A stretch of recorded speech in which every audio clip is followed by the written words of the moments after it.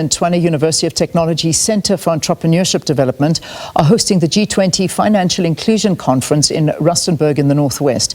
The event unites leaders from G20 nations, the African Union and global partners to address gender disparities in financial access and economic opportunities. So SABC News reporter Tebogo Phakedi is on standby with that story.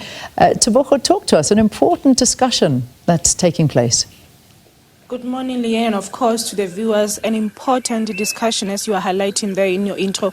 And of course, we've heard from yesterday when the conference started, women highlighting on barriers that are impeding on women-led businesses to access capital. With some of the presentation, they're indicating that a woman is less likely to get funding as compared to the male businesses. You speak of the private sector that would have to assist, whether with loan or just access to capital and assistance from government as well. They were highlighting the issue of age, that many of them would start their businesses when they are just beyond 35, and access to capital, access to funding is quite a challenge. But with the G20 coming together, as you would know that South Africa will be hosting the G20 presidency from the 1st of December until next year November, these discussions being on the table just to ensure that come the hosting of this presidency, there will be discussions that will be zoomed at. I just want us to talk to the TUT, that is the partner of the G20 Women Working Group. Just want to hear from them the support that they grant, women the entrepreneurs that, businesses that are led by women. I'm just going to talk to Dr. Patrick Ebeu. Thank you so much for your time.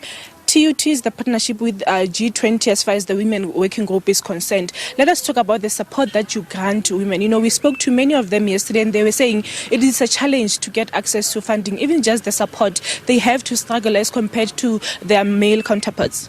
Thank you so much and good morning to your viewers. At TUT, amongst every other thing, we have the Center for Entrepreneurship Development. We provide capacity development support to women, particularly focusing on women and youth, and that's where the partnership with government comes in.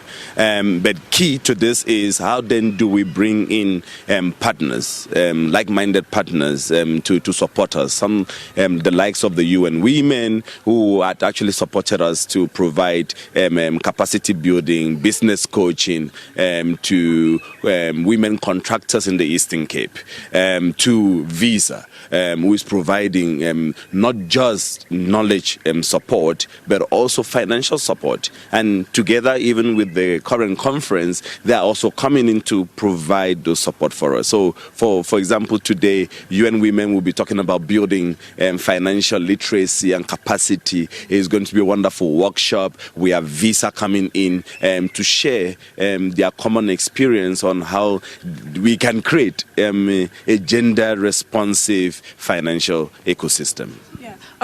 Part of the discussions had been on how women would even have great business models, yet when it comes to funding, there's always a challenge. Zoom into Visa and how is that assisting women as well?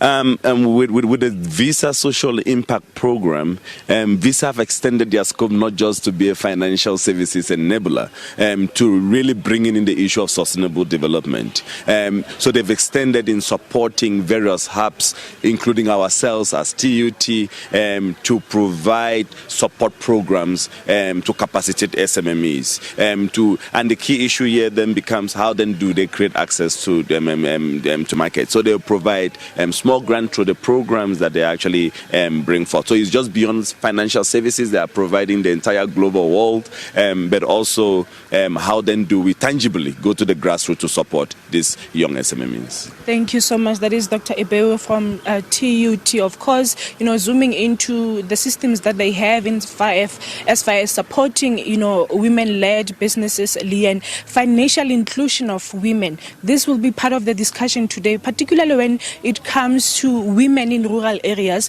who you would know that the Northwest Province is leading as far as unemployment is concerned in the country. How then they need access to funding to ensure that they survive. They've got great business models, yet there is no support. We will be talking to some of, the women inside, others from different countries that are the G20 member states, just to zoom also into their challenges, Leanne. For now, back to you in studio. Thanks, Tebogo. Thank you very much. Glad to see a focus on this, a very important focus. So we'll get that throughout the day. So there we go.